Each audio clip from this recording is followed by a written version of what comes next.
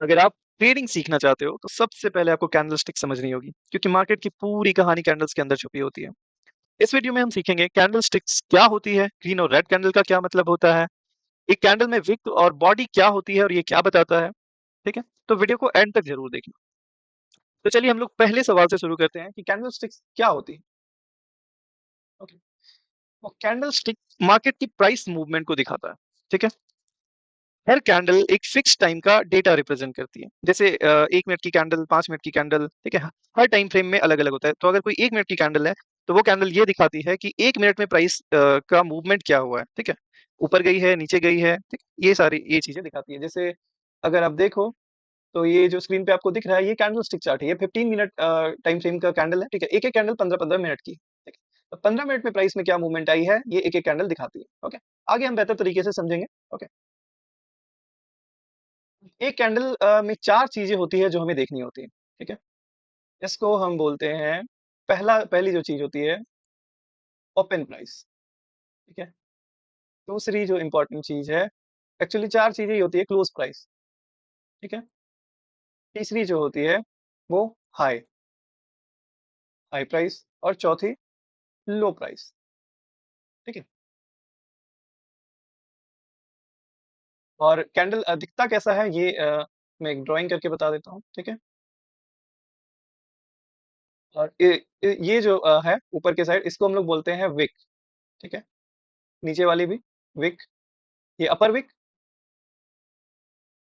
ठीक है, ये लोअर विक। ये कैंडल रेड है कि ग्रीन ये मैंने नहीं बोला, ये एक जनरल कैंडल मैंने लिया है, ये रेड ग्रीन कुछ भी हो सकती है। ठीक है, ये लोअर विक। और ये जो बीच का पार्ट है ना, इसको हम लोग बोलते हैं बॉडी। ठीक है, तो बेसिक अभी आपको इतना समझना है, उसके बाद हम आएंगे रेड कैंडल और ग्रीन कैंडल पे। ठीक है, इसको हम हटा दें। ग्रीन कैंडल क्या होती है और रेड कैंडल क्या होती है, पहले मैं एक ड्राइंग कर देता हूँ, उसके बाद हम इस पे डिस्कस करेंगे। ठीक है?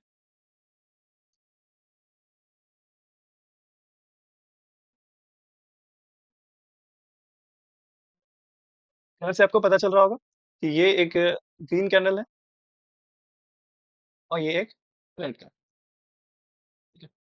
तो अगर क्लोजिंग प्राइस ओपनिंग प्राइस से ऊपर होती है, मतलब मान लो ये अगर एक दिन की कैंडल है, एक डेली कैंडल है। ठीक है, और क्लोजिंग प्राइस ओपनिंग प्राइस से ऊपर होती है। ठीक है, मान लो यहाँ ओपन होती है मार्केट, ओपन प्राइस, और यहाँ पे क्लोज क्लोज होती है, क्लोजिंग प्राइस।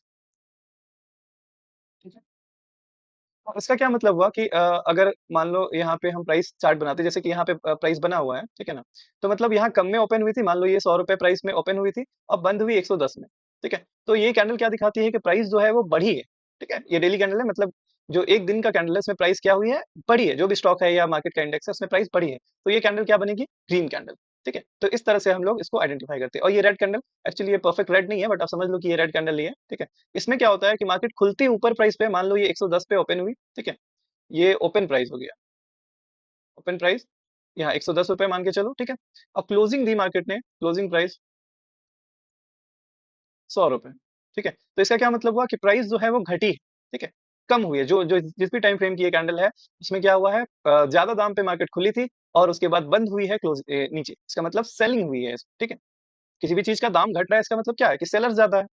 ठीक है ना, डिमांड और सप्लाई का गेम होता है और कैंडल यही दिखाती है। सप्लाई बहुत ज्यादा है और डिमांड कम है, तो इसका क्या असर होगा कि प्राइस गिरेगी। ठीक है, वही चीज रेड कैंडल में होती है, प्राइस शुरू होती है ज्यादा प्राइस पे और बंद होती है कम प्राइस पे। ठीक है, और ये जो विक है, ठीक है, ये देखिए ये अपर विक दिखाता है कि कितना हाई प्राइस तक गया था मार्केट उस टाइम फ्रेम में। ठीक है, और लोअर जो विक है वो क्या दिखाता है कि नीचे किस प्राइस तक गया था। मान के चलो ये नीचे 90 तक गया था, ऊपर 120 तक गया था। ठीक है, तो ये दिखाता है कि मार्केट नीचे 90 तक आई थी, लो प्राइस। विक यही चीज दिखाता है कि उस दिन में या उस जो भी कैंडल का टाइम फ्रेम है, मान लो ये 5 मिनट की कैंडल है, तो उस 5 मिनट में कैंडल ने ओपन किया 100 पे, ठीक, ग्रीन कैंडल में 100 पे ओपन किया। ठीक है, मार्केट लो गई थी 90 तक। ठीक है, मार्केट हाई गई थी 120 तक और क्लोजिंग कहाँ थी, 110। ये ग्रीन कैंडल दिखाती है।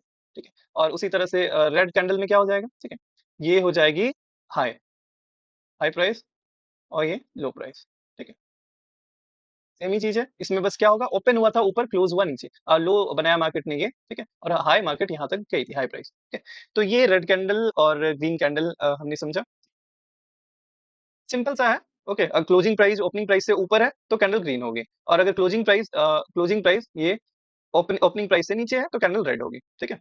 और रेड कैंडल क्या दिखाता है कि सेलर्स स्ट्रांग थे, सेलर्स स्ट्रांग है यहाँ पे। और ग्रीन कैंडल क्या दिखाता है, क्योंकि प्राइस बड़ी है तो इसका क्या मतलब है, डिमांड ज्यादा है, डिमांड ज्यादा है मतलब बायर्स स्ट्रांग है। Okay, इस हिसाब से हम अंदाजा लगाते हैं कि मार्केट कहाँ जा सकती है, ठीक है, और उसके हिसाब से हम बाइंग सेलिंग। और बॉडी और विक हमने समझ ली, इसको मैं थोड़ा सा क्लियर करता हूँ। ओके,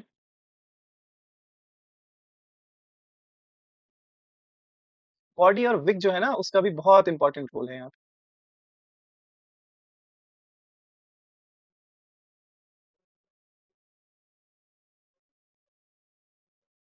ठीक है, तो ये जो हो गया ये बॉडी होगी, ठीक है। और ये क्या होगा, अपर विक और लोअर विक, ये लोअर विक, ठीक है।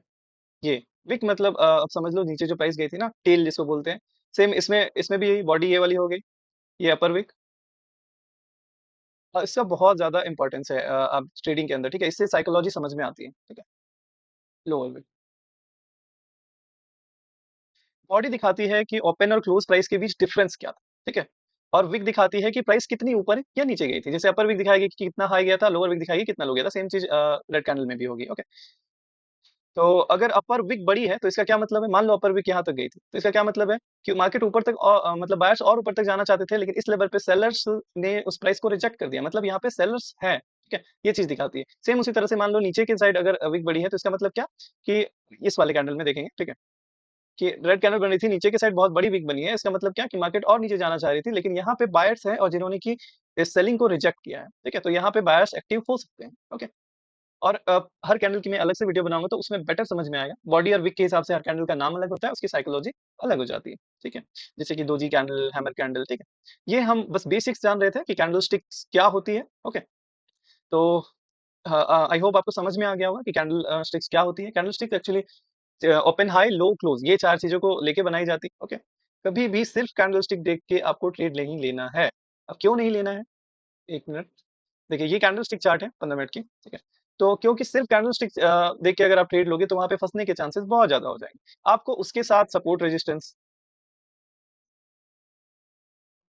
वॉल्यूम, ठीक है, ट्रेंड, पैटर्न्स, ये सारी चीजें मिला के देख लो, ओके, तब जाके आप उस किसी कैंडलस्टिक पे ट्रेड लोगे। सिर्फ कैंडलस्टिक देख के ट्रेड नहीं लेना, ये चीज हमेशा याद रखनी है। कैंडलस्टिक एक पार्ट है, ओके, उसके बाद ये सारी चीजें आपको ऐड करके फिर आप, जैसे कि किसी सपोर्ट लेवल पे बहुत अच्छी बाइंग की कैंडल बनी, ठीक है, तो आप वहां पे बाई कर सकते हो। ट्रेंड भी ऊपर का है और सपोर्ट लेवल पे अच्छी कैंडल बनी, तो ये दो तीन कंफर्मेशन आ गए, वॉल्यूम भी अच्छी आई है उस कैंडल में, ठीक है। अब वॉल्यूम का बहुत बड़ा रोल होता है, ये मैं दूसरे कैंडल में दूसरे वीडियो में एक्सप्लेन करूंगा, ठीक है। वॉल्यूम प्राइस जो कैंडल होती है उसको कंफर्म करती है कि हाँ ये सस्टेन करेगी या नहीं। खैर इसको दूसरे वीडियो में देखेंगे। तो फिलहाल इस वीडियो का हमारा एम था कैंडल स्टिक्स को समझना, और आई होप आप समझ गए होंगे कैंडल स्टिक को। अगर ये वीडियो आपको हेल्पफुल लगी हो तो वीडियो को लाइक करो, चैनल को सब्सक्राइब करो और कमेंट करके बताओ नेक्स्ट कौन सा ट्रेडिंग टॉपिक चाहिए आप, okay. Thank you so much for watching, मिलते हैं नेक्स्ट वीडियो में।